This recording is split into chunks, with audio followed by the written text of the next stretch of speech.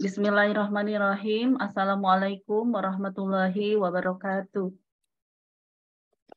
Waalaikumsalam warahmatullahi wabarakatuh. Alhamdulillahillazi arsala rasulahu bil huda wa dinil haq liyuzhirahu ala dini kullihi wa kafa billahi syahida. Asyhadu alla ilaha illallah wahdahu la syarikalah wa asyhadu anna Muhammadan abduhu wa rasuluhu la nabiyya ba'da. Puji syukur kita panjatkan kehadirat Allah Subhanahu wa taala, yang mana kita yang hadir di sini merupakan orang-orang yang terpilih oleh Allah untuk bertemu dengan bulan Rajab tahun ini. Alhamdulillah usia kita pun disampaikan masuk kepada 10 hari terakhir di bulan Ramadan ini. Salawat serta salam kita kirimkan kepada qudwah hasanah kita, Rasulullah Shallallahu Alaihi Wasallam, kepada keluarga, sahabat, serta pengikut yang tetap istiqomah di jalannya. Bapak Ibu semua, pertama-tama kami mewakili dari Khalifah Tur dan alumni Haji Khalifah tahun 2015 mengucapkan selamat datang kepada Bapak Ibu semua, jazakumullah khair, yang mana telah berkenan menghadiri kajian rutin yang sudah dilakukan beberapa tahun terakhir, yaitu kajian Lailatul Qadar di Khalifah Tur. Dan kita untuk memulai acara ini untuk keberkahannya, mari kita sama-sama menyimak pembacaan ayat suci Al-Quran yang insya Allah akan dibacakan oleh Ibu Yulaiha Antit dengan membacakan surat Asy-Syams ayat 1 hingga 15. Kami persilahkan. Terima kasih Bu Dewi. Assalamualaikum warahmatullahi wabarakatuh. Waalaikumsalam, tafadhol. A'udzu billahi minasyaitonir rajim. Bismillahirrahmanirrahim. Wasyamsi waduhaha wal qamari idza talaha wan nahari idza jallaha wal laili idza yaghshaha was samaa'i wa ma banaha wal ardi wa ma tahaha wa nafsin wa ma sawwaha fa alhamaha fujuraha wa taqwaha qad aflaha man zakkaha wa qad khaba man dassaha kazzabat samudu bitaqwaha idim ba'ata asqaha faqala lahum rasulullahi naqatallahi wa sughyaha fakadzabuhu fa'aqruha fadamdama alaihim rabbihim fasawwa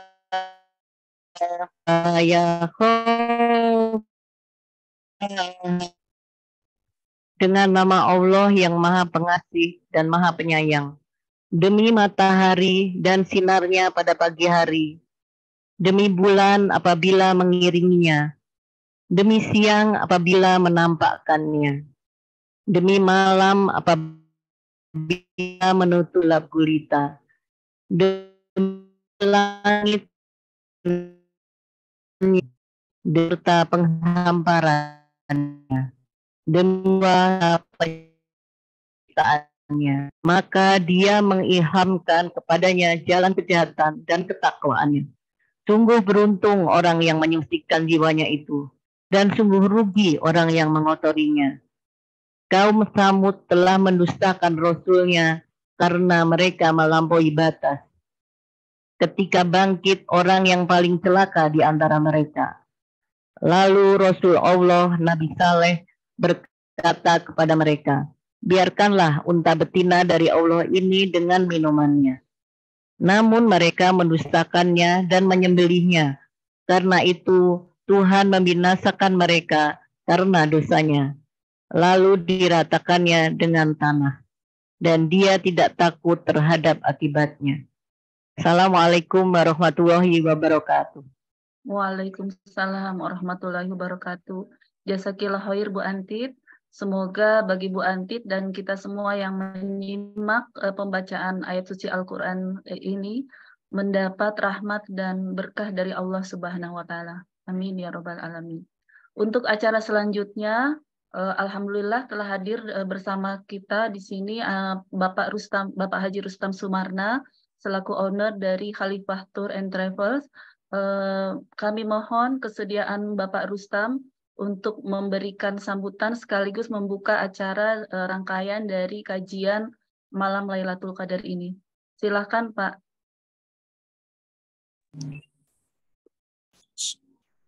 Assalamualaikum warahmatullahi wabarakatuh. Waalaikumsalam warahmatullahi wabarakatuh. Assalamualaikum warahmatullahi wabarakatuh. Alhamdulillahirabbil alamin wassalatu wassalamu ala israfil anbiya'i wal mursalin wa ala alihi wa sahbihi ajmain, amma ba'd.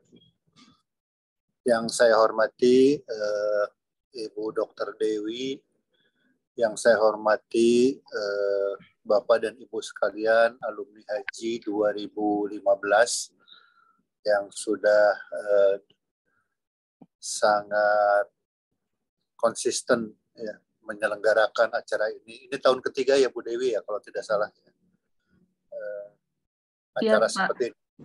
Masya Allah, ini saya atas nama Khalifah berterima kasih yang luar biasa atas kerja keras dari Bapak dan Ibu sekalian alumni 2015.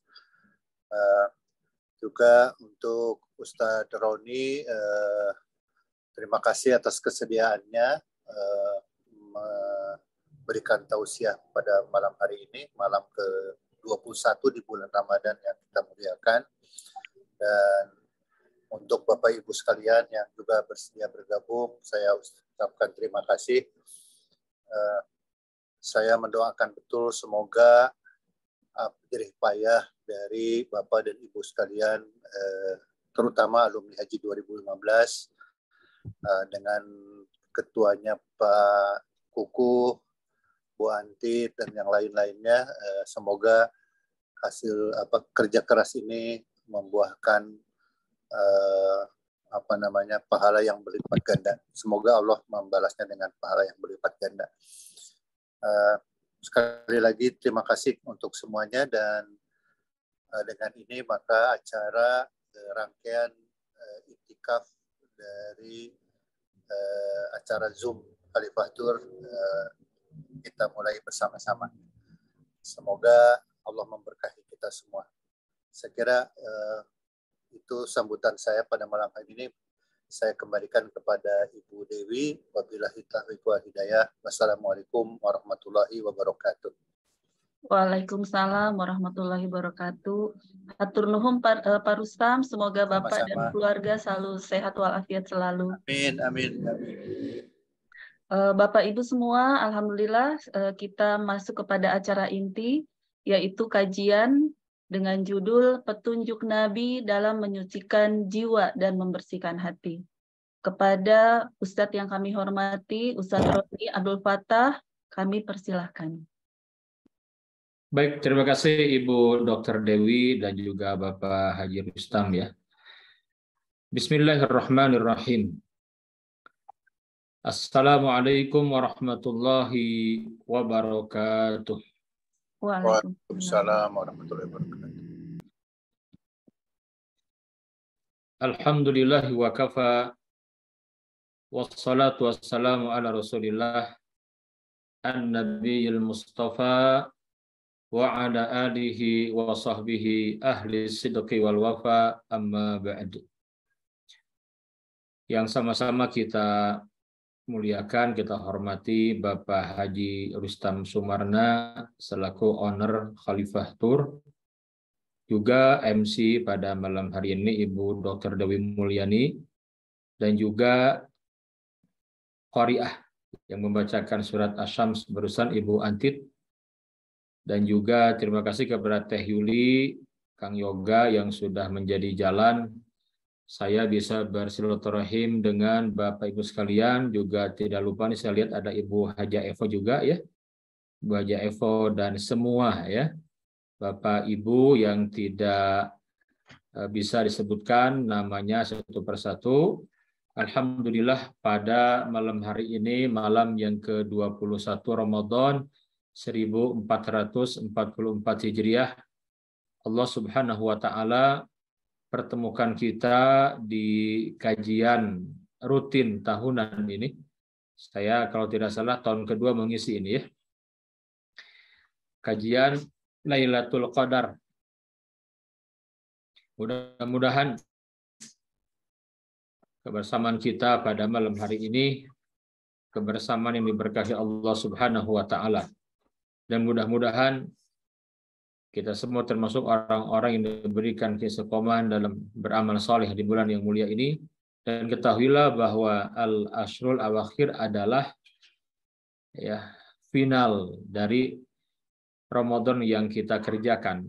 Ya, makanya kemudian Nabi yang mulia Sallallahu Alaihi Wasallam itu bersungguh-sungguh ya di 10 malam yang terakhir Ramadan, yang mana beliau tidak bersungguh-sungguh di malam-malam selainnya. Bahkan di hadis yang lain Aisyah menceritakan Nabi itu syadda mi'zarah, mengencangkan ikat pinggangnya, wa ahya lailahu, menghidupkan malam-malamnya, wa aiqadha ahlahu, dan membangunkan keluarganya. Nah, mudah-mudahan ini malam yang ganjil karena Nabi yang mulia menyebutkan taharrau lailatul qadar fil ashril awakhir min Ramadan.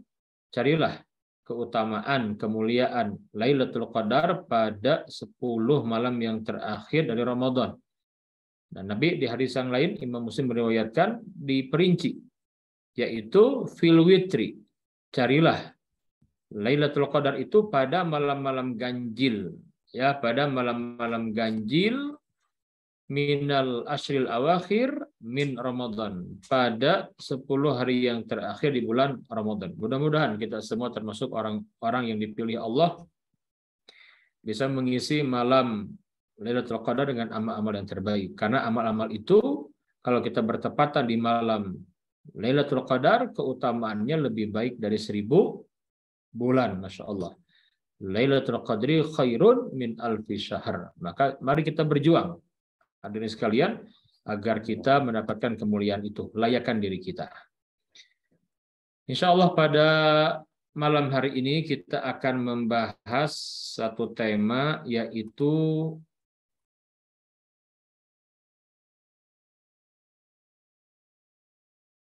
petunjuk Nabi dalam menyucikan jiwa dan membersihkan hati. Hadirin sekalian, ada satu doa yang dibaca oleh Nabi yang mulia Sallallahu Alaihi Wasallam. Ini doa yang Nabi baca. Nabi itu sosok yang suci jiwanya, bersih hatinya. Itu Nabi yang mulia. Sehingga surga tempat kembalinya. Nah, Nabi yang mulia Sallallahu Alaihi Wasallam, orang yang mulia, orang yang agung, yang sudah jelas tempat kembalinya surga, yang suci jiwanya, bersih hatinya. Beliau senantiasa membaca doa kepada Allah, memohon kepada Allah agar diberikan kesucian jiwa. Ini hadis yang sahih, Imam Muslim meriwayatkan nomor 2722. Nah, Nabi berdoa kepada Allah Ta'ala dengan doa, Allahumma ati nafsi taqwaha wa zakiha anta khairu man zakkaha anta waliyuha wa maulaha. Allahumma ya Allah, ati nafsi, karuniakan kepada jiwaku ini taqwaha, ketakwaannya, wa zakiha, dan sucikanlah jiwaku. Jiwa ini anta khairu man zakkaha, karena engkaulah sebaik-baik zat yang mensucikannya. Anta waliyuha, engkaulah yang menguasai jiwa, wa maulaha, dan menjaganya. Ini doa Nabi yang mulia, hadisnya sahih. Jadi Nabi yang suci jiwanya, bersih hatinya, luar biasa berdoa kepada Allah agar diberikan kesucian jiwa, kebersihan hati.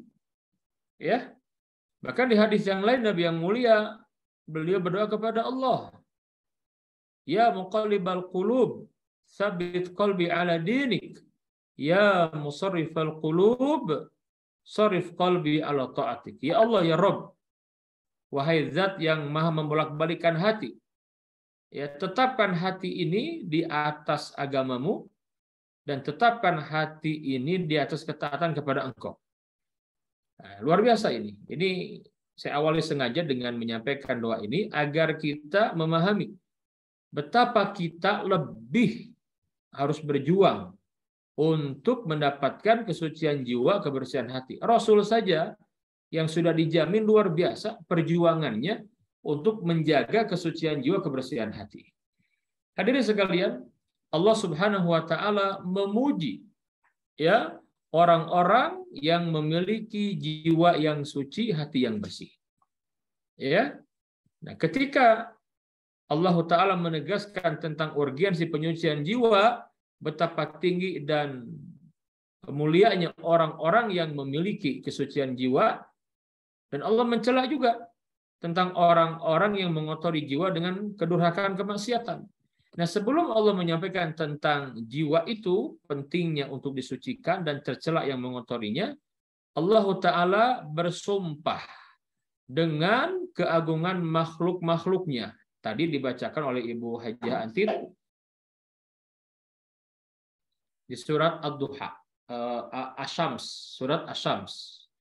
Faqala ta'ala, wasyamsi waduhaha wal qamari idza talaha wan nahari idza jallaha wal laili idza yaghshaha was samai wa ma banaha wal ardi wa ma tahaha wa nafsin wa ma sawwaha.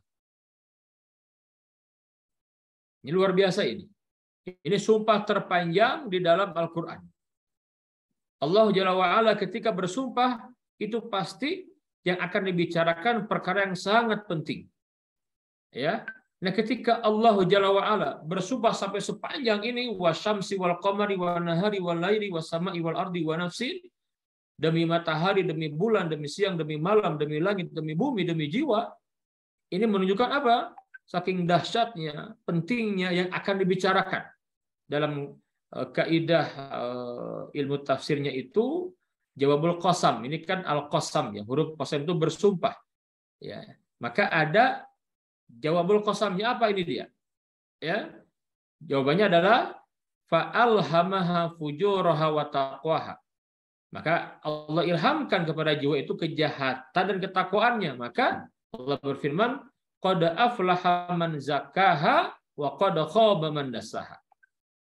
Beruntunglah orang-orang yang menyucikan jiwa.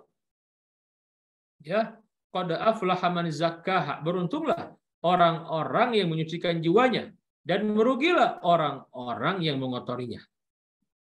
Jadi ketika Allah menegaskan tentang betapa mulianya, terpujinya orang-orang yang istiqomah menyucikan jiwa, Allah bersumpah dengan sumpah terpanjang di dalam Al-Quran. Ini menunjukkan betapa dahsyatnya berbicara tentang kesucian jiwa. Hadirin sekalian, Nabi yang mulia Shallallahu Alaihi Wasallam juga menyebutkan.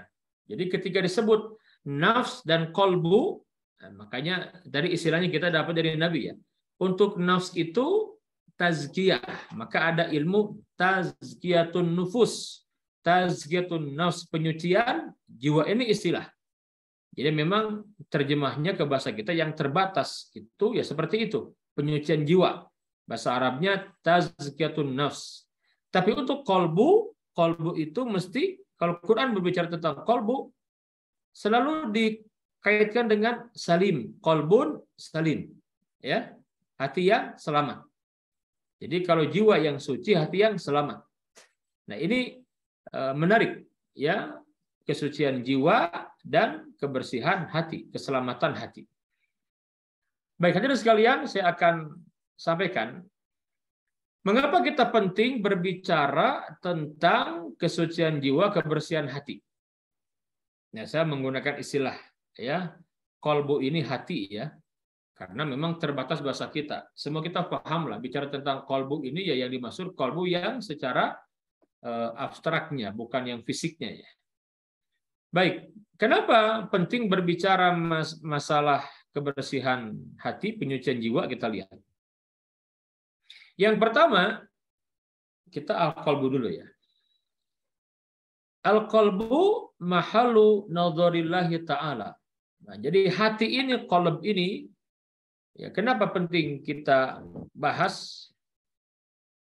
Ya, al-qalbu mahalu nadharillahi ta'ala. Hati itu adalah tempat jatuhnya pandangan Allah. Sekali lagi, al-qalbu mahalu nadharillahi ta'ala. Hati itu tempat jatuhnya pandangan Allah.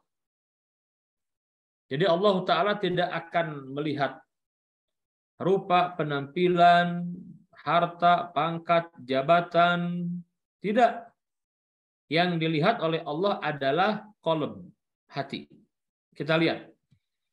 Dalam sebuah hadis yang sahih, Imam Bukhari meriwayatkan, Nabi yang mulia bersabda, Innallaha, sesungguhnya Allah, la yanzuru ila suwarikum wa amwalikum. Tidak melihat rupa dan harta kalian. Allah tidak melihat rupa dan harta kalian. Walakin yanzuru ila qulubikum wa a'malikum.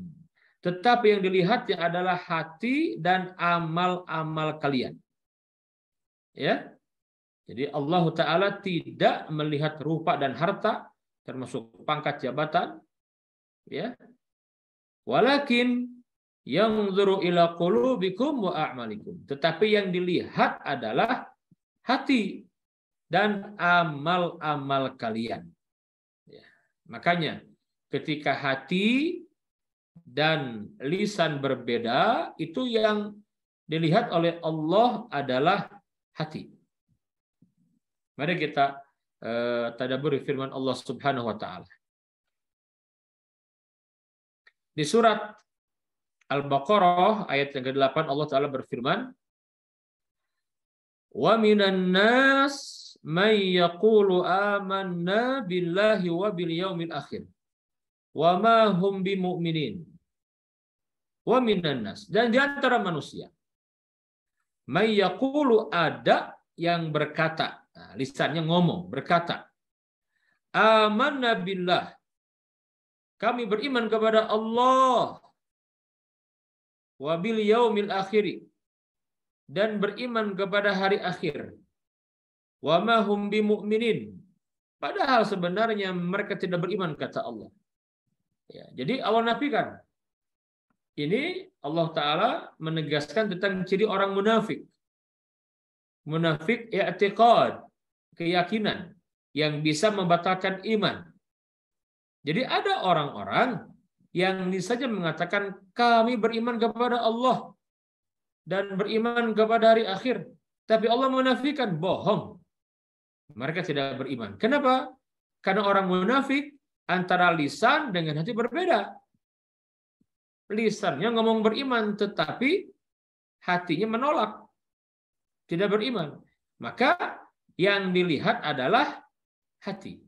Maka Allah tegas, wa ma hum bimu'minin, bohong, mereka tidak beriman. Ya Allah, Allah nafikan ini.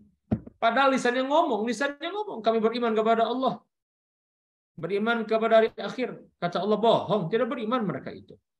Karena hatinya berbeda dengan lisannya. Yang dilihat oleh Allah adalah hati. Hadirin sekalian, ketika Allah Ta'ala mengangkat Nabi yang mulia sebagai utusannya, ternyata yang menjadi pertimbangan adalah hati, saudaraku. Bapak Ibu, dalam sebuah asar disebutkan, ini Imam Ahmad meriwayatkan dalam musnadnya ya. Beliau menyampaikan perkataan Ibnu Mas'ud radhiyallahu taala anhu. Kata beliau, "Innallaha nadhara fi qulubil ibad." Sesungguhnya Allah ya melihat seluruh hati hamba-hambanya. Fawajada qalba Muhammadin sallallahu alaihi wasallam khairu qulubil ibad.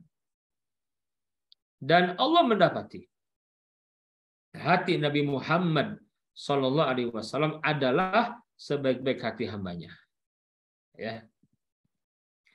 Fastafahu li nafsihi faba'athahu bi risalati. Maka kemudian Allah Subhanahu wa taala memilihnya dan mengutusnya dengan membawa risalah. Nah, ini kata Ibnu Mas'ud, yang dilihat itu hati. Jadi Allah mendapati hati Nabi Muhammad sebaik-baik hati manusia. Ya, hati Nabi Muhammad sebaik-baik hati manusia. Allah pilih karena kesucian jiwanya, kebersihan hatinya. Bukan karena pangkat atau status sosial, bukan. Karena kesucian jiwa, kebersihan hatinya. Ya, fastafahu li nafsihi faba'athahu birisalati. Maka Allah memilihnya dan mengutusnya dengan membawa risalahnya. Inilah hati. Hadirin sekalian, ada asbab nuzul surat An-Nahl ayat yang ke-106. Jadi dahulu ada sahabat Nabi yang bernama Amr bin Yasir. Amr bin Yasir ini sahabat yang sangat terkenal, semangat dalam dakwah. Maka beliau tatkala masuk Islam, pulang ke rumah diajak orang tuanya. Diskusi, dialog ramai sampai kemudian ayahnya namanya Yasir masuk Islam. Kemudian ibunya Sumayyah masuk Islam. Ini satu keluarga yang diberkahi Allah. Karena di awal-awal dakwah mereka keluarga yang pertama kali semuanya anggota keluarga menerima Islam. Nah, kemudian keislaman mereka diketahui oleh Abu Jahal dan kawan-kawannya gembong Quraisy. Malahlah sang gembong ini Abu Jahal maka disiksa Amr bin Yasir, ibunya dan juga bapaknya. Ibunya syahid ketika ditumbak oleh Abu Jahal, dibunuh di hadapan Ammar, juga ayahnya pun dibunuh juga. Nah, Ammar disiksa siang dan malam, dipaksa mengucapkan kalimat kufur. Di luar kesadarannya, Ammar bin Yasir mengucapkan kalimat kufur, menghina Allah dan Rasul, dan dia melulukan Lata, Manat, Uzza, Hubal. Ya. Nah, maka orang-orang Quraisy gembira sedang sekali dibiarkan Ammar bin Yasir. Ketika Ammar mulai sadar, Ammar ketakutan sekali. Maka Ammar bin Yasir segera menemui Nabi yang mulia sallallahu alaihi wasallam. Apa kata Ammar? Halaktu ya Rasulullah. Celaka aku ya Rasul. Kata Nabi, ma bika ya Ammar. Celaka bagaimana wahai Ammar? Hadisni, ceritakan kepadaku. Ya Rasulullah, aku dipaksa mengucapkan kalimat kufur oleh Abu Jahal dan kawan-kawannya, dan aku mengucapkan kalimat itu. Kata Nabi, apa yang kau ucapkan? Aku menghina Allah, menghina engkau. Ya Rasul, celaka aku ya Rasulullah. Aku tidak tahu bagaimana, apa aku masih orang yang beriman atau tidak. Nabi terdiam, maka turunlah firman Allah surat An-Nahl ayat yang ke-106 ini. Faqala ta'ala, man kafara billahi min ba'di imanihi illa man ukriha wa qalbuhu mutmainnun bil iman. Barang siapa yang kufur kepada Allah setelah beriman sengaja kufur, maka Allah murka. Allah murka kepada orang yang keluar dari Islam. Illa man ukriha, kecuali orang yang dipaksa kufur. Wa qalbuhu mutmainnun bil iman, sedangkan hatinya tenang dengan keimanannya. Maka tidak mengapa. Ini langsung firman Allah. Jadi, kalau yang sengaja kufur, Allah murka. Tapi yang dipaksa kufur, padahal hatinya tenang dengan keimanan, tidak mengapa. Maka Nabi bertanya, wa kaifa Wa kaifa tajidu qalbaka ya Ammar? Bagaimana engkau dapat hatimu? Tenang dengan keimanan ya Rasul. Hatiku tenang dengan keimanan. Kata Nabi, ya Ammar, kalau besok lusa kamu dipaksa mengucapkan kalimat kufur lagi dalam kondisi terdesak, ucapkan tidak mengapa. Allahu Akbar. Bayangkan, lisannya mengucapkan kalimat kufur, tapi karena hatinya beriman kepada Allah, dipaksa kufur, maka yang dilihat oleh Allah adalah hati. Ini dia. Betapa penting berbicara masalah kebersihan hati. Ya, karena yang dilihat itu hati. Hadirin sekalian, ya, Masya Allah. Yang menentukan amal seseorang antara satu dengan yang lain adalah kondisi hatinya, kondisi niatnya kan, niat. Sementara niat itu adanya fil qalbi, di dalam hati. Maka Nabi yang mulia bersabda, innamal a'malu binniyat. Sesungguhnya amal-amal soleh itu tergantung niatnya. Wa niyatu mahalluha fil qalbi, dan tempat niat itu di dalam hati. Ya, sangat penting sekali saudaraku berbicara tentang masalah kebersihan hati. Ya. Jadi luar biasa ini. Ya. Kenapa Nabi yang mulia sangat bersungguh-sungguh dalam membersihkan hatinya itu karena yang Allah itu hati saudaraku. Ya. Nah, jadi yang pertama al-qalbu mahallu nadharillahi ta'ala. Hati itu tempat jatuhnya pandangan Allah.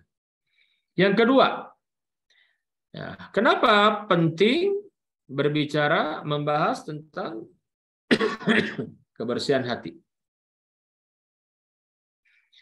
Al-qalbu malikul a'dha. Hati itu adalah raja seluruh anggota tubuh. Jadi al-qalbu malikul a'dha.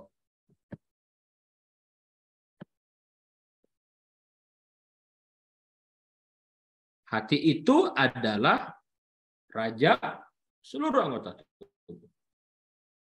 Mata ini prajuritnya. Kedua telinga prajurit. Lisan prajurit. Semua ini prajurit.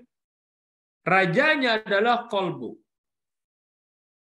Maka Nabi yang mulia menyampaikan, kalau baik qalbu kita, maka baik mata, lisan, telinga. Rusak qalbu kita, rusak semuanya. Nabi yang mulia bersabda dalam sebuah hadis yang sahih,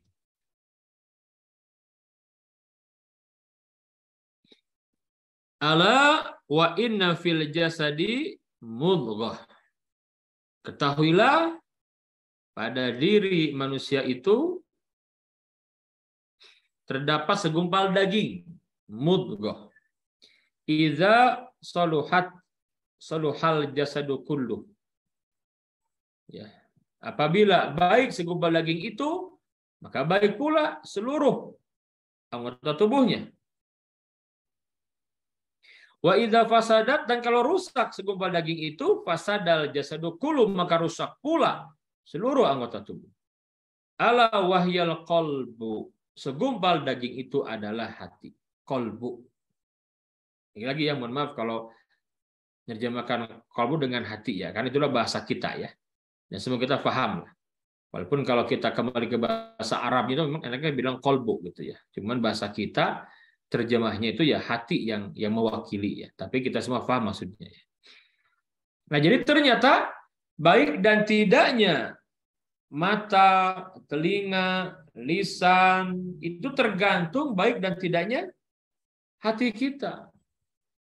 Kenapa ada orang yang senang melihat yang diharamkan, berbicara perkataan yang keji, bahkan melangkah ke tempat yang tidak baik, karena memang hatinya seperti itu.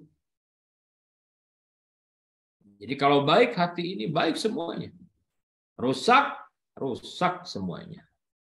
Nah, itulah yang Nabi sebutkan dalam hadis yang sahih dari Nu'man bin Bashir, dikeluarkan Imam Al-Bukhari dan Imam Muslim.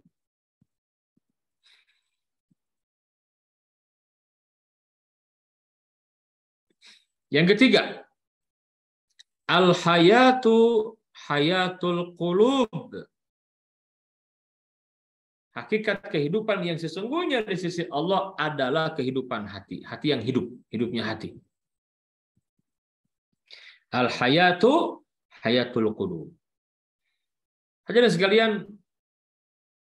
Nabi yang mulia pernah menyampaikan dalam hadis yang sahih yang dikeluarkan Imam Al-Bukhari dari Abu Musa Al-Asy'ari. Nabi bersabda, "Matsalul ladzi yadhkuru rabbahu wal ladzi la yadhkuruh, matsalul hayyi wal mayyit." Perumpamaan orang yang berzikir kepada Allah dengan orang yang tidak berzikir kepada Allah adalah seperti perumpamaan orang yang hidup dengan bangkai. Kita lihat, Pak. Ada yang tahu ini siapa? Ada yang kanan ini siapa? Bapak Ibu? Ahmad Yasin, Ustadz. Benar, Masya Allah. Syekh Ahmad Yasin. Syekh Ahmad Yasin ini seorang pejuang di Gaza, Palestina. Ide-idenya brilian. Ya, pikiran-pikirannya ditakuti oleh Israel, Zionis. Ahmad Yasin berhasil mendirikan Hamas. Kalau sudah bicara di hadapan rakyat Palestina yang di Gaza itu, banyak orang-orang yang mencucurkan air mata. Ya, mereka terbakar semangatnya untuk mempertahankan Palestina dari penjajahan Zionis yang terkutuk. Kalimat-kalimat yang keluar dari lisan Syekh Ahmad Yasin itu menggugah dan merubah. Bayangkan, Syekh Ahmad Yasin ini, Bapak Ibu sekalian, ternyata bukan orang yang seperti kita, fisiknya sehat, bisa jalan. Tidak, ini dia. Syekh Ahmad Yasin duduk di kursi roda. Bukan setahun, 2 tahun, bukan. Puluhan tahun. Hampir 47 tahun duduk di kursi roda, bayangin. Lumpuh. Tangannya kecil. Badannya kecil sekali. Itu Ahmad Yasin. Kalau jatuh dari kursi roda, kemudian tidak ada yang menolong untuk bangkit sendiri, nggak bisa. Nggak bisa bangkit sendiri. Harus ada yang menolong. Harus dibangunkan. Ini kata Syekh Ahmad, Syekh Muhammad yang selalu mendorongnya. Ini salah seorang saudaranya. Ya. Nah, jadi Ahmad Yasin itu seperti itu. Bayangkan, walaupun fisiknya seperti ini, karena dia ketika mudanya itu usia belasan tahun itu dia ikut latihan traveling gitu ya. Dia jatuh dari bukit yang tinggi, retak tulang bagian belakang, ada yang rusak, saraf, sampai kemudian tidak bisa jalan. Dan itu bukan setahun, 2 tahun, bukan, tapi puluhan tahun. Dalam kondisi seperti ini karena hatinya bersih. Ya, maka ini yang hidup. Karyanya monumental. Fisiknya bayangkan, Pak, di kursi roda.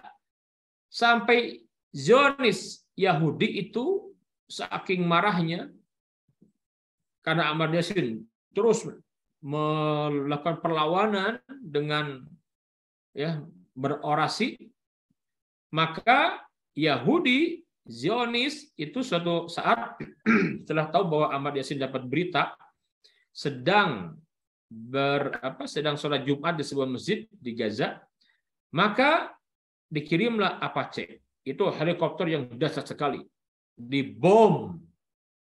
Maka Syekh Ahmad Yasin meninggal dunia. Dan itu adalah cita-citanya. Kalau kita lihat di YouTube masih banyak tayangannya itu. Kalau ditanya apa keinginan tertinggi Syekh Ahmad Yasin? Ingin mati syahid di jalan Allah. Masya Allah. Allah kabulkan. Allah kabulkan. Bayangkan. Untuk mencari seorang Ahmad Yasin yang tidak berdaya, yang hanya duduk di kursi roda. Yahudi harus mengirim Apache. Nah, ini adalah orang yang hidup hatinya. Al-hayatu hayatul qulub. Orang yang hatinya zikir kepada Allah, yang dipenuhi dengan ketaatan kebaikan, itu hati yang hidup. Sebaliknya, kalau hati yang tidak mengenal Allah, yang maksiat kepada Allah, itu hati yang mati. Maka al-hayatu hayatul qulub.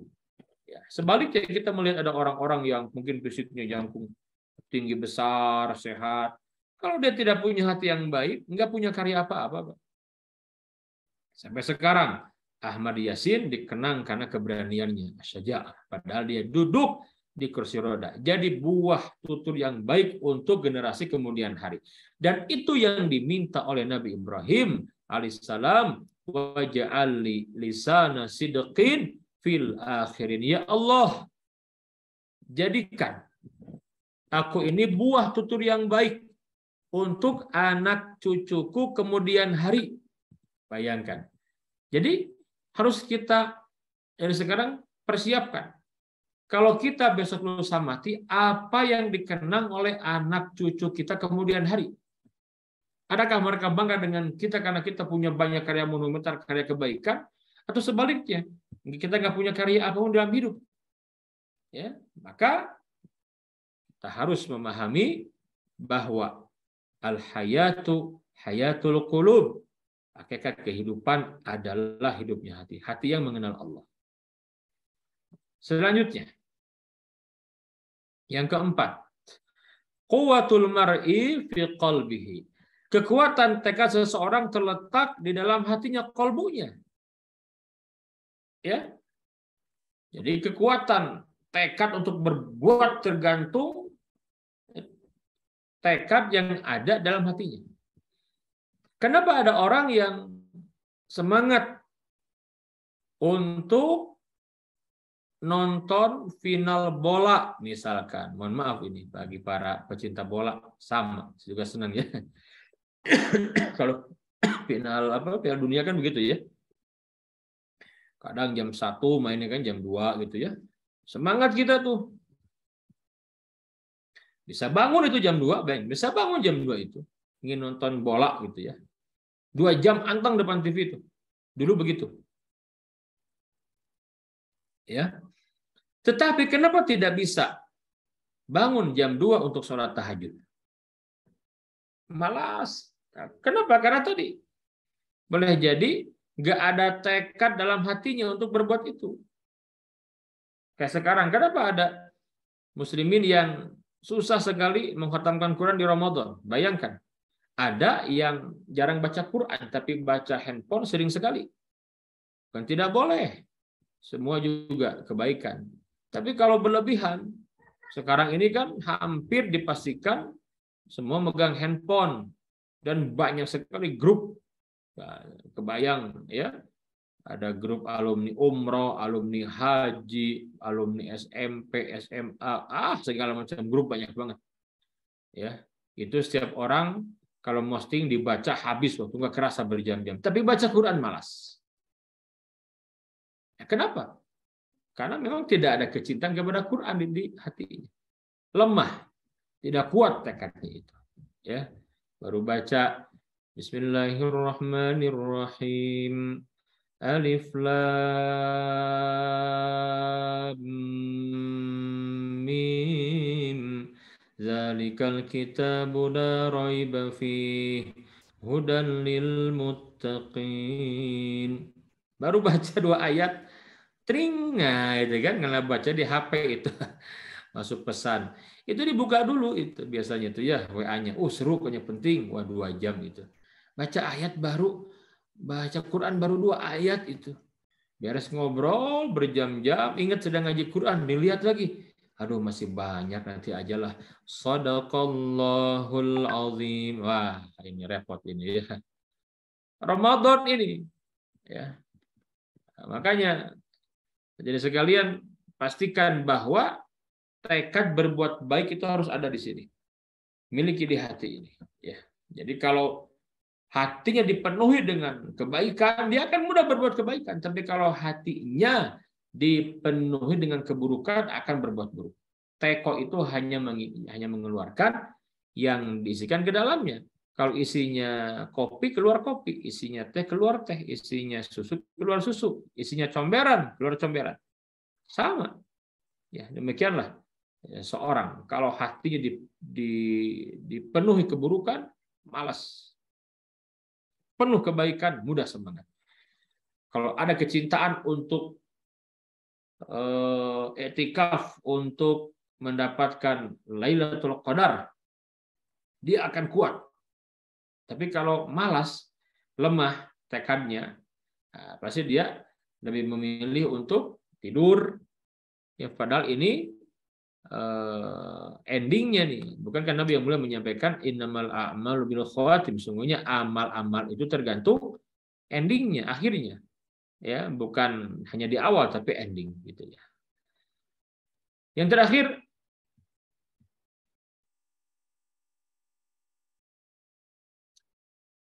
qalbun salim ini sabab li sa'adatil khalidah.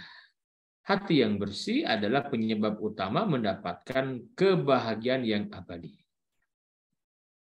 Ya. Itu luar biasa itu. Makanya di Quran disebutkan yauma la yanfa'u malun wala banun illa man atallaha biqalbin salim. Di akhirat harta dan anak tidak akan bermanfaat kecuali orang yang menghadap kepada Allah dengan membawa hati yang bersih, hati yang selamat. Nah, jadi yang akan selamat di akhirat adalah orang yang hatinya bersih. Qalbun salim, hati yang selamat. Ya. Nah, jadi disebutkan di ayat ini akan ada saatnya. Ya, hari di mana harta dan anak tidak akan bermanfaat kecuali orang yang menghadap Allah dengan membawa qalbun salim. Allahu Akbar. Ya. Nah, ini dah kenapa penting berbicara masalah kebersihan hati. Sampai yang berapa, Ibu ini? Saya mohon maaf, Bu Dokter. Kira-kira 15 menit lagi, Ustaz. Oh, Masya Allah. Siap. Ini nampaknya tidak bisa semua disampaikan ya. Oke, sekarang kita lihat. Ciri qalbun salim. Kata Nabi, siapakah orang yang selamat qalbunya itu? Ini baru qalbu nih, belum ke jiwa nih. Baru qalbu dulu ya. Belum nafsnya ya.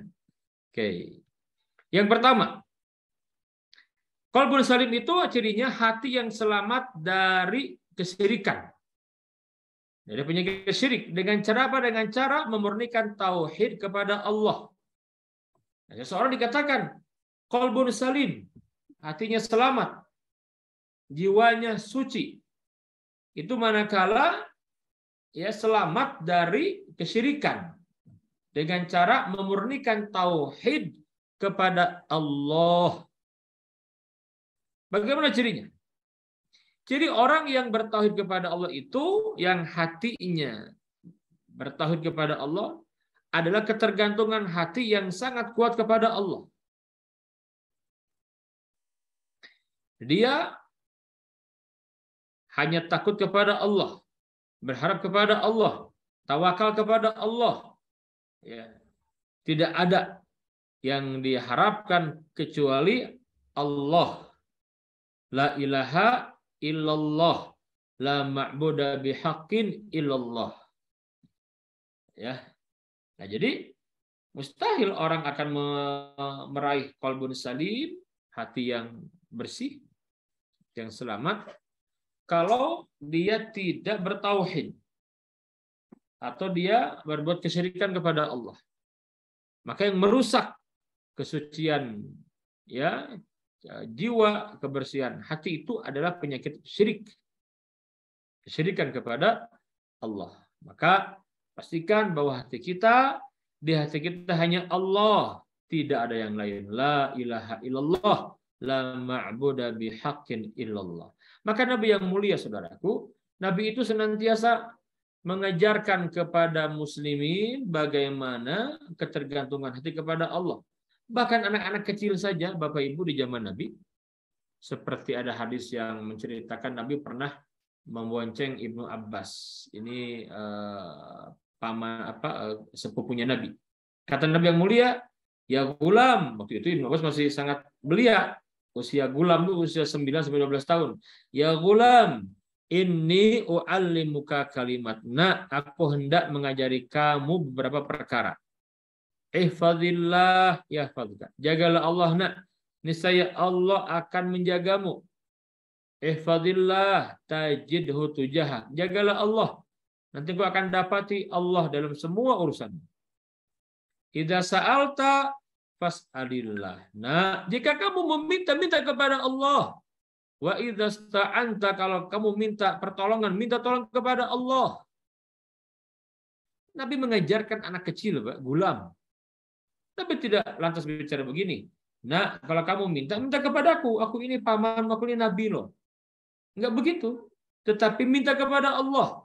Minta tolong kepada Allah. Allah luar biasa ini. Ya. Nah, kita juga selayaknya.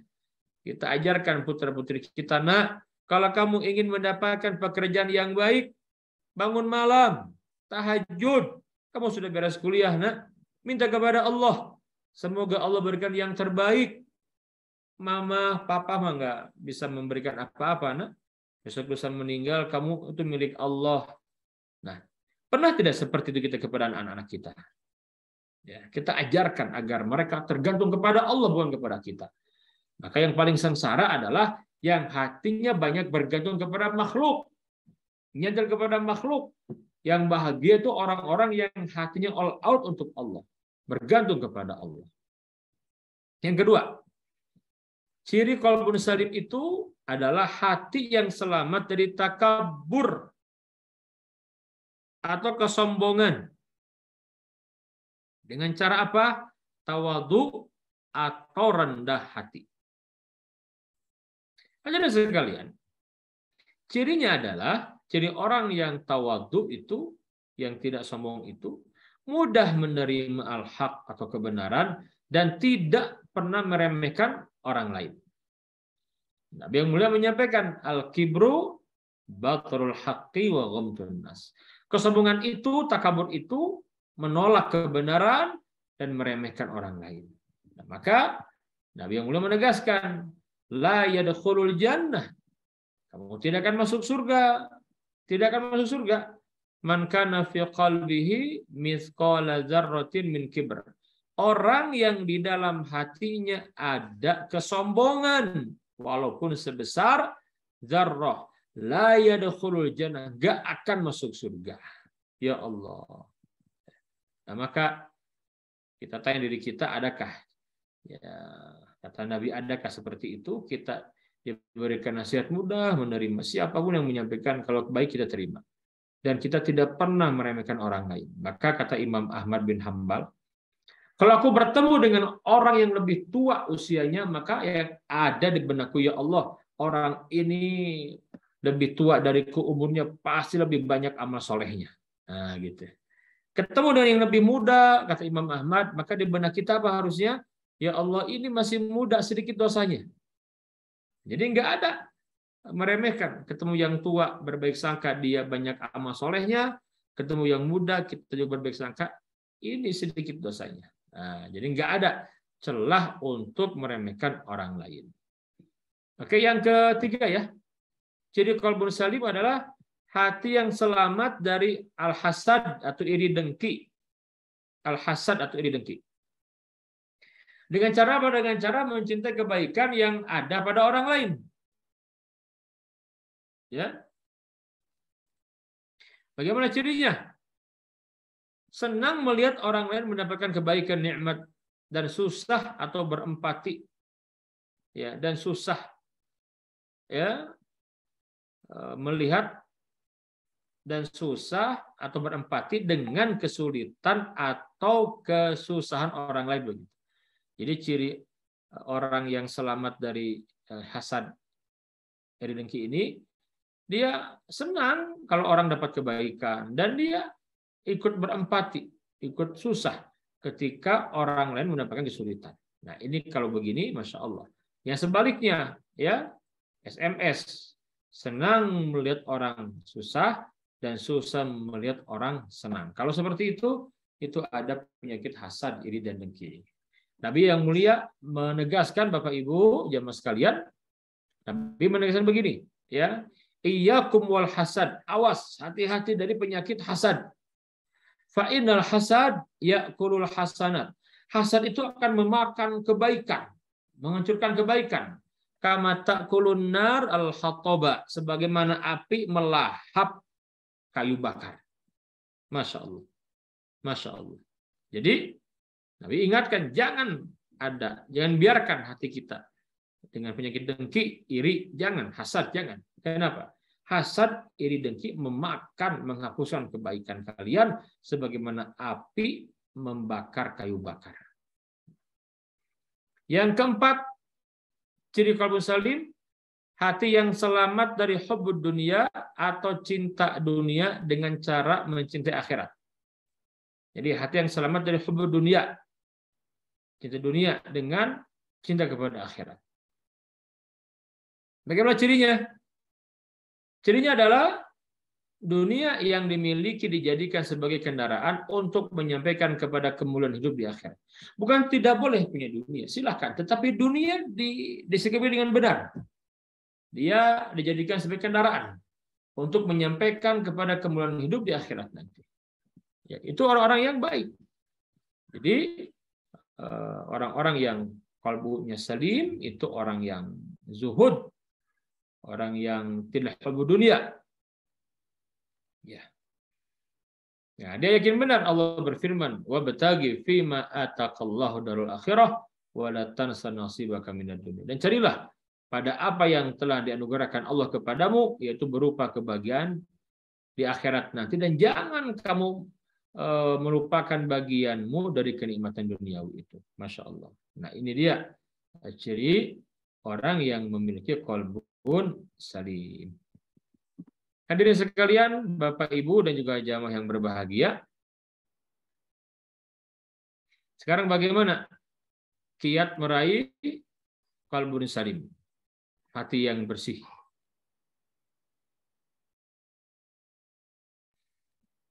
Yang pertama, doa kepada Allah. Berdoa kepada Allah. Kenapa? Karena yang kuasa menyucikan, membersihkan hati itu hanya Allah. Tadi saya buka kajian malam hari ini dengan menyampaikan doa yang Nabi baca. Allahumma ati nafsi taqwaha wa zakkiha anta khairu man zakkaha anta waliyuha wa maulaha. Itu doa Nabi yang Nabi sampaikan itu. Yang sudah bersih hatinya, suci jiwanya, Nabi berdoa kepada Allah.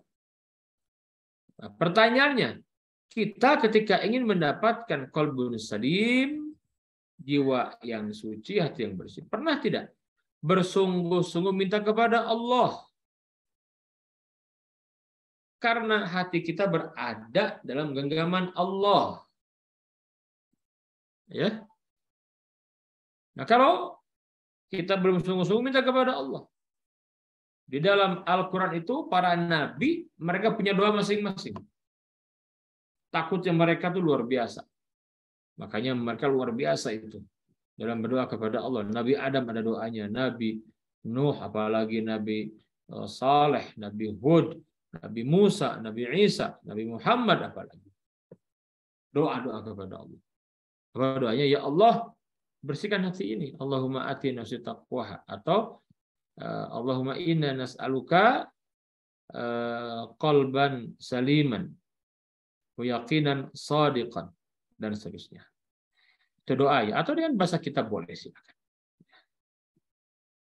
Jadi yang dikenal ya doa Nabi itu, ya muqallibal qulub sabit qalbi ala dinik, ya musarrifal qulub sarif qalbi ala taatik.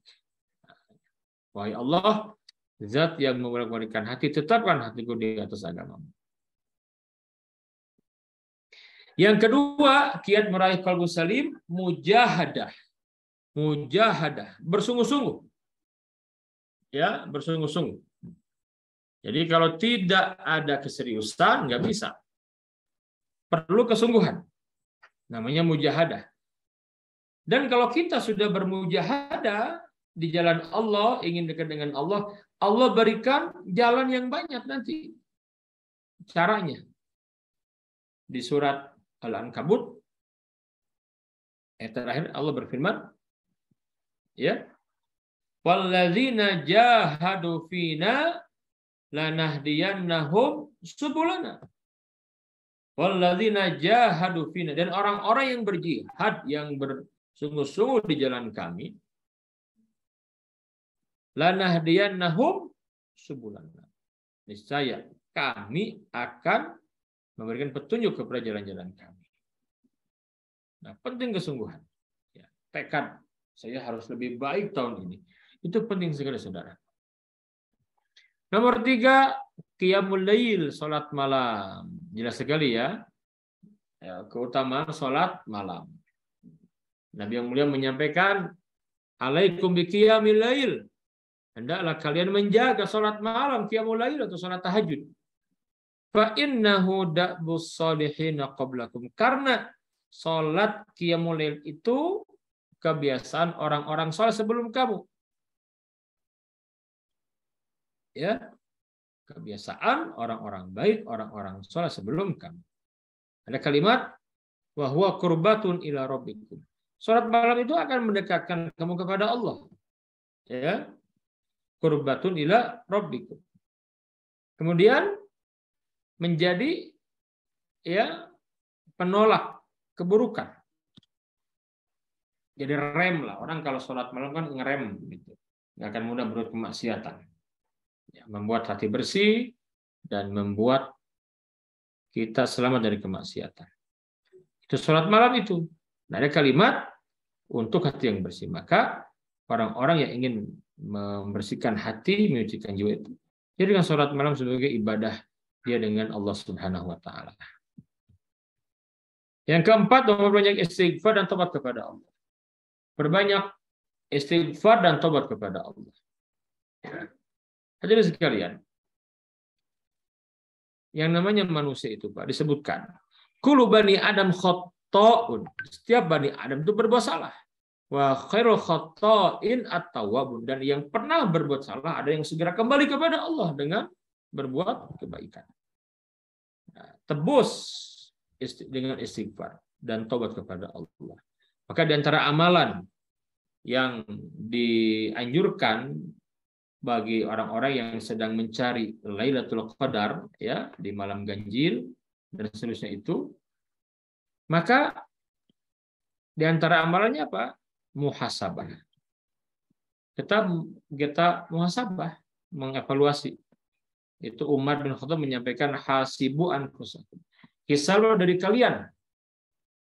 Hisablah dari kalian qabla an tuhasabu, sebelum kalian dihisab. Ya. Nah, artinya apa? Mari kita ingat kesalahan kita, dosa-dosa kita. Taubati.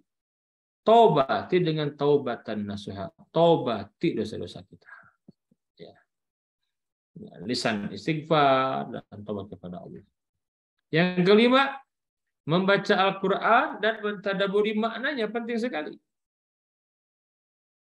Afala yatadabbaruna al-Quran am ala qulubin aqfaluha. Afala yatadabbaruna al-Quran. Mengapa mereka tidak mentadaburi Quran? Atau jangan-jangan hatinya terkunci. Ternyata membaca Quran dan mentadaburi maknanya akan menghantarkan kepada kenikmatan jiwa, kenikmatan hati. Pasti itu. Apalagi kita paham, kita tadaburi. Luar biasa. Maka Utsman pernah menyampaikan begini, lau taharat qulubuna, Utsman bin Affan ya sahabat, seandainya hati ini bersih, masabi'na minal Quran, tidak akan kenyang dengan Al-Quran. Kenapa sekarang malas baca Quran? Karena memang kotor jiwanya, kotor hatinya. Yang keenam, perbanyak zikrullah, zikir kepada Allah. Pastikan lisan ini basah dengan zikrullah. Ya, zikrullah. kita zikir kepada Allah yang menemani kita di saat iktikaf, atau kita mungkin di rumahnya karena ada satu lain hal beribadah, maka variasikan ibadahnya, zikir, ya silakan berbanyak zikir yang akan membersihkan jiwa kita, ya.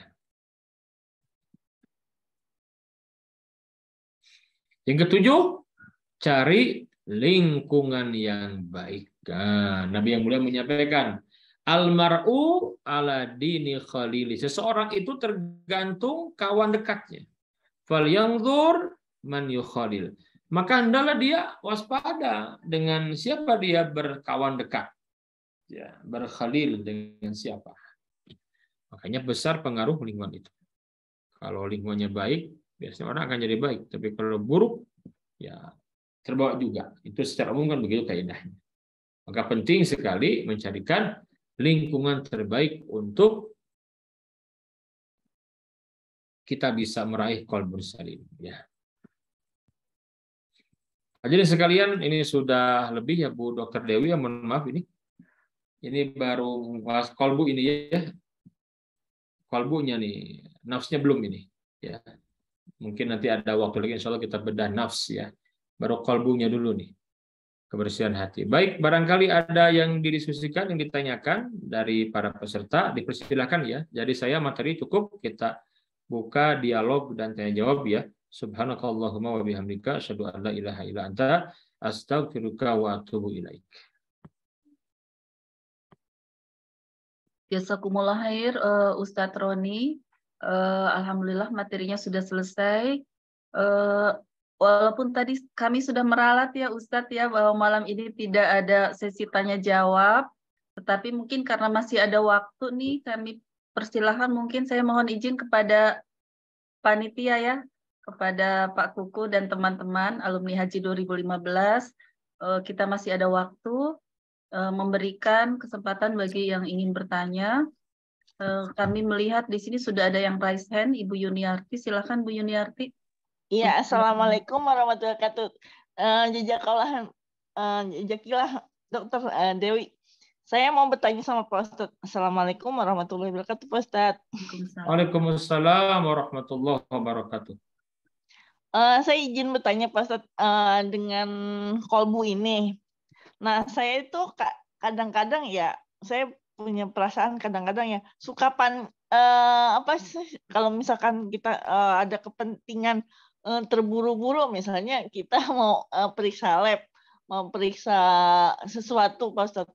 Nah, sesuatunya itu karena terburu-buru itu jadi nggak bisa itu, kenapa ya Kak? Karena kepanikan kita apa bagaimana Pak Ustadz?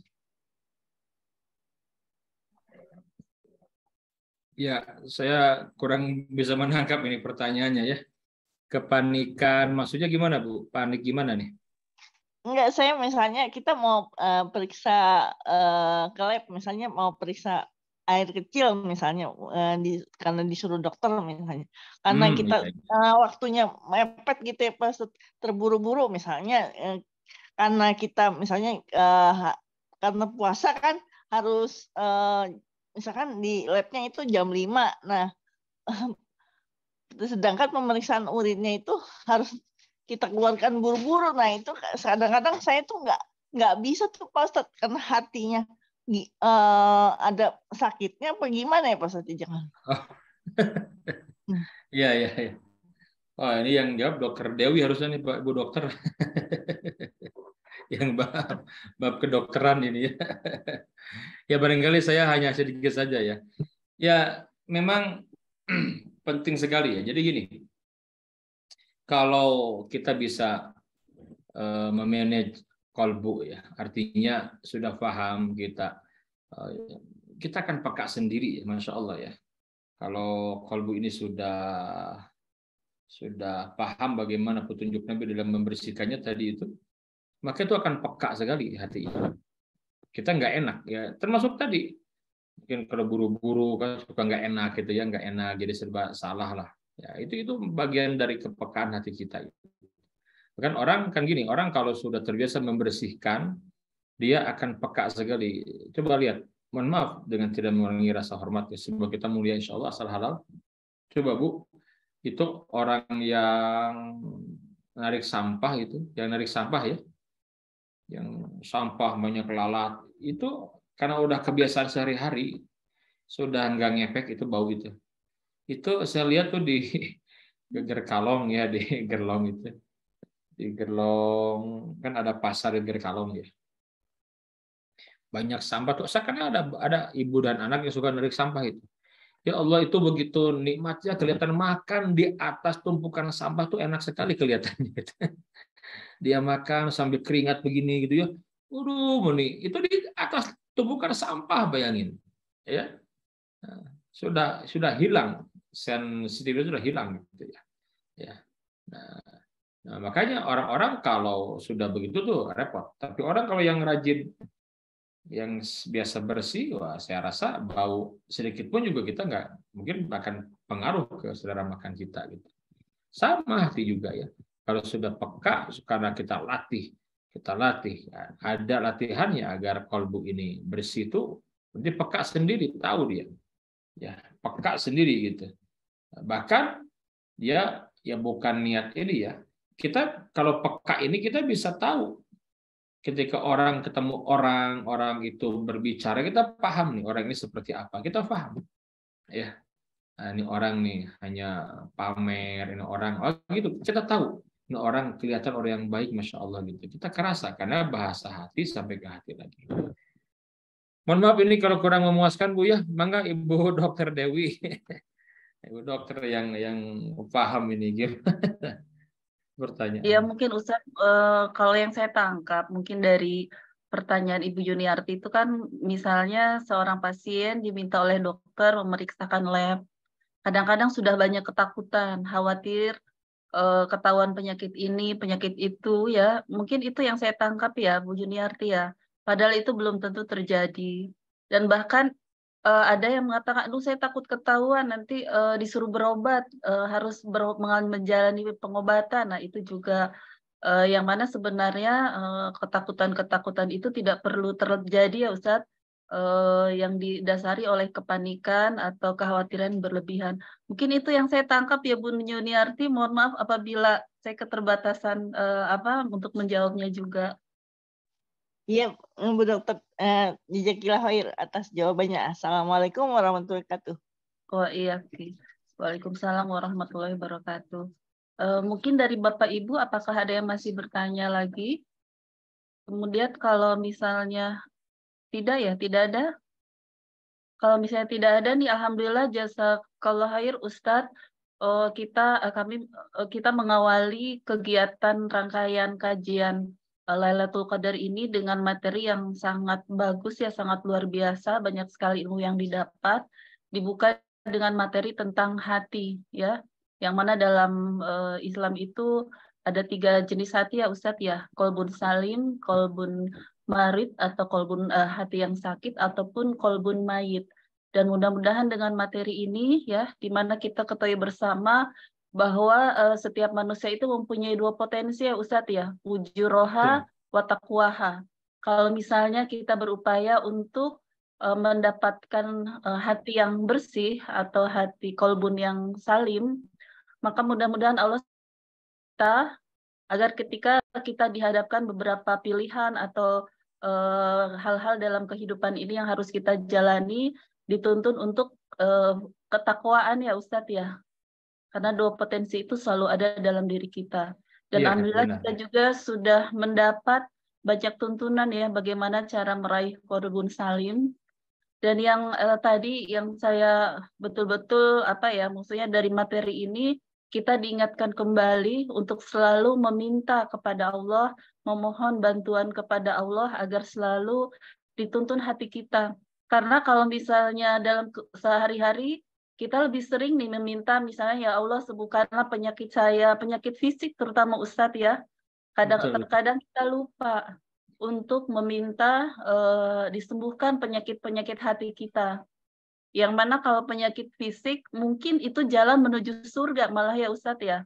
Tetapi kalau penyakit hati, nah ini menjadi sumber kita salah pulang ke akhiratnya nanti ya Ustadz ya. Nauzubillah. Itu yang bisa disampaikan pada malam hari ini. Kalau misalnya tidak ada, kami mohon kesediaan Ustadz untuk menutup acara ini dengan dengan memimpin doa dari Ustadz. Silakan Ustadz.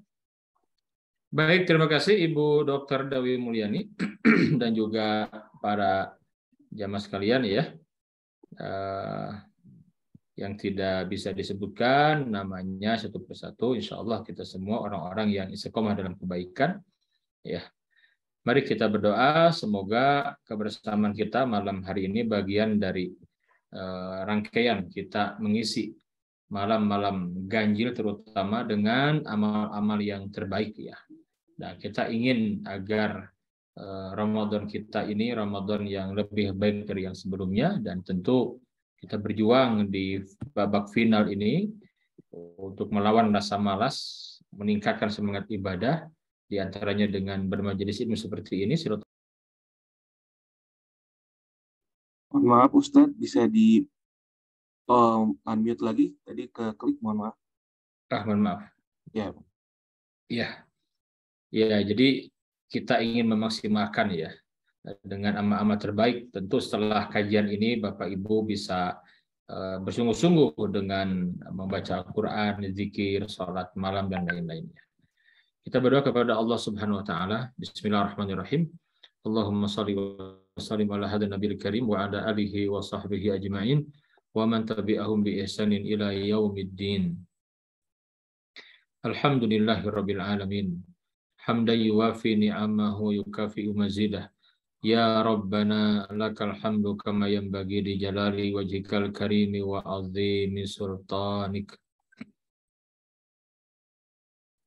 Ya Hayyu ya Qayyum bi rahmatika nastaghits. Aslih lana sya'nana kullahu wa la takilna ila anfusina tarfata 'ain. Rabbana zalamna anfusana wa illam taghfir lana wa tarhamna lanakunanna minal khasirin. Allahumma ati nufusana taqwaha wa zakkiha anta khairu man zakkaha anta waliyuha wa maulaha.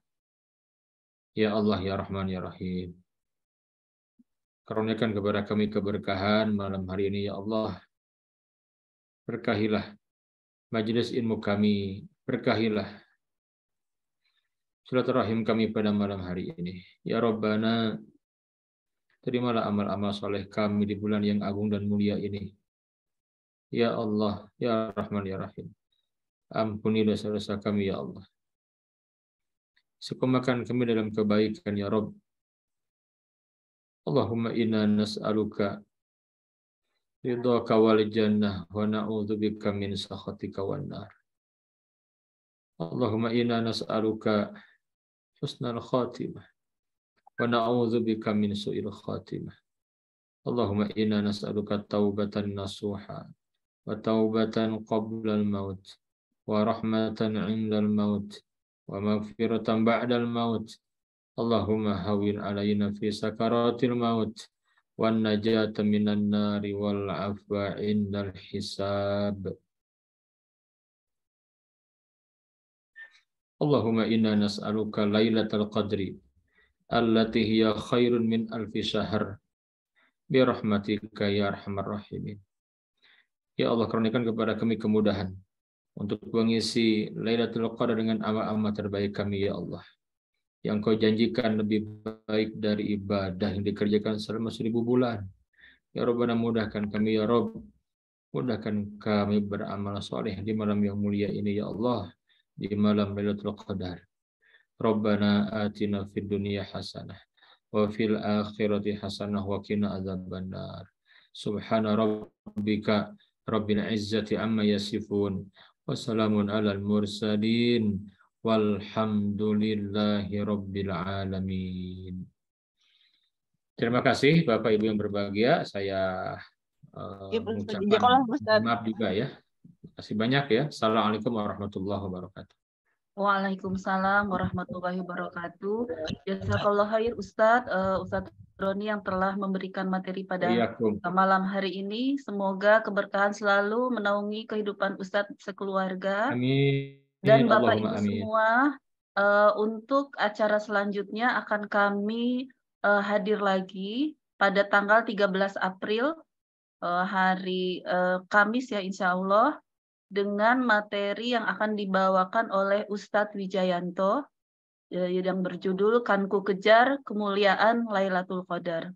Kami berharap Bapak Ibu berkenan untuk hadir kembali pada acara selanjutnya. Jazakumullah khair kepada Ustadz Roni, kepada Bapak Ibu semua yang telah hadir, kepada teman-teman alumni Haji Khalifatur 2015, kepada Pak Rustam dan juga Pak Dea ya selaku selaku teman dari Khalifatur. Terima kasih, mohon maaf sebelumnya apabila ada hal-hal yang kurang berkenan di hati para Bapak Ibu semua selama berjalannya acara pada malam hari ini. Terima kasih. Assalamualaikum warahmatullahi wabarakatuh. Waalaikumsalam warahmatullahi wabarakatuh.